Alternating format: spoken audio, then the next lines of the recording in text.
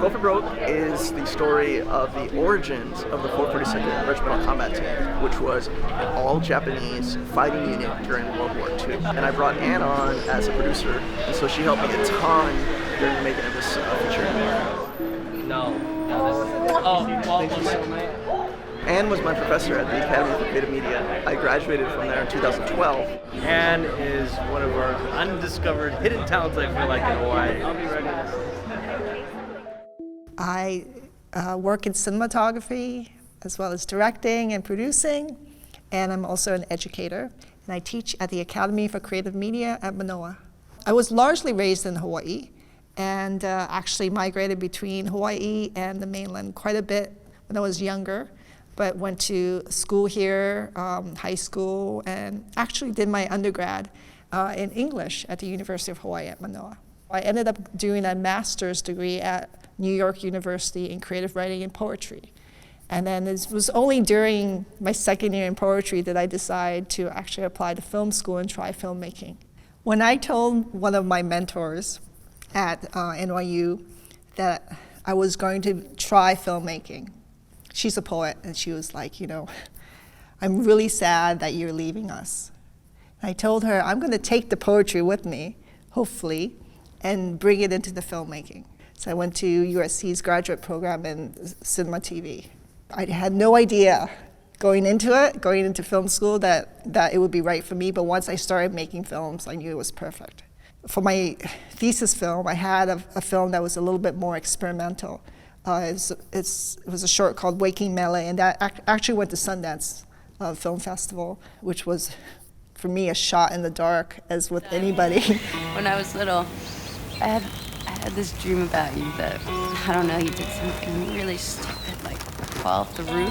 And I didn't really think anything about it. But then a couple days later, what do you know? Your dumbass fell off the roof.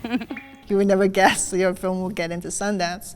That opened a lot of doors. It got me my first feature as a work for hire on a project that somebody else wrote. While at USC, especially my second year, I had my peers ask me to shoot their films. What happened was the first year, you end up shooting your own films.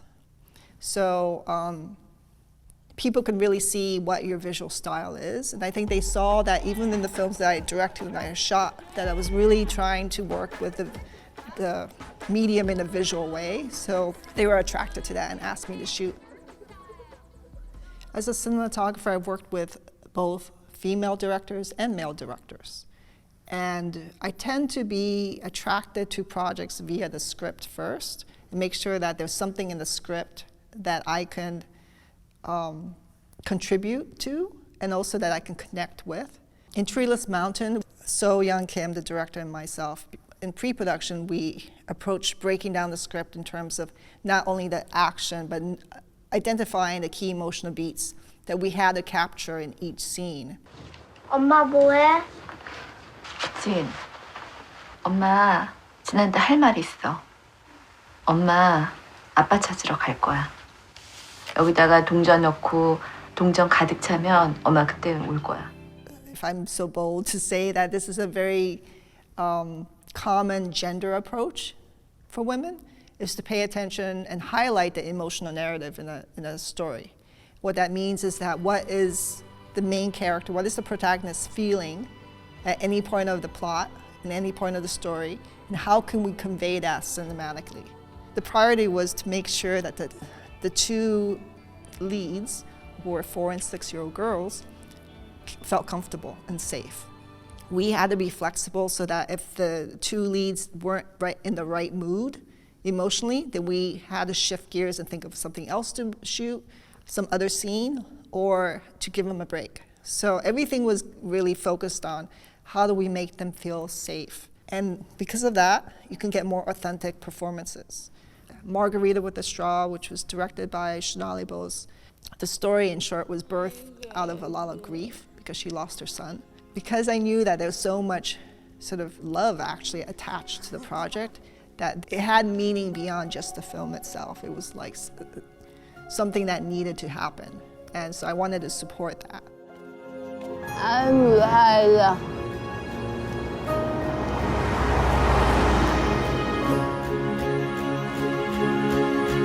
2003, I had been asked to apply for a position teaching production at this new department called the Academy for Creative Media at the University of Hawaii at Manoa.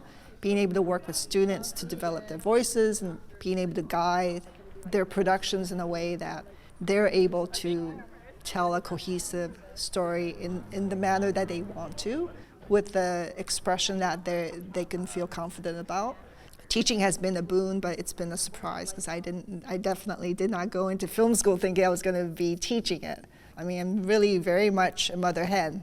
I'm very proud of seeing ACMers working on major productions, but also generating projects themselves that are reflective of hopefully more authentic or truer voice to Hawaii. And filmmaking is a set of obstacles to go through, right? And hopefully you can deal with it creatively.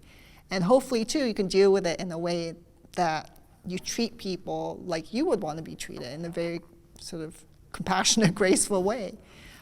It's hard to do that when it's stressful. It's like working in an emergency room or something. But the thing is, this is filmmaking. This is not saving somebody's life.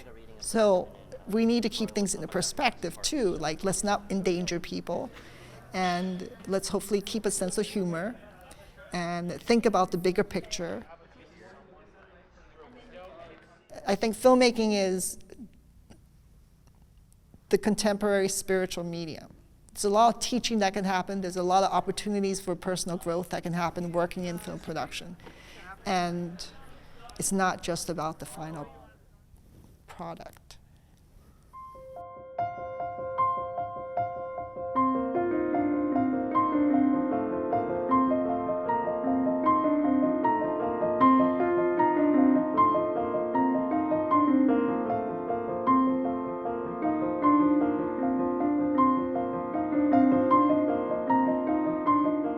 I've been lucky enough to be able to sustain production, filmmaking, and have a livable lifestyle, that also has embraced academia.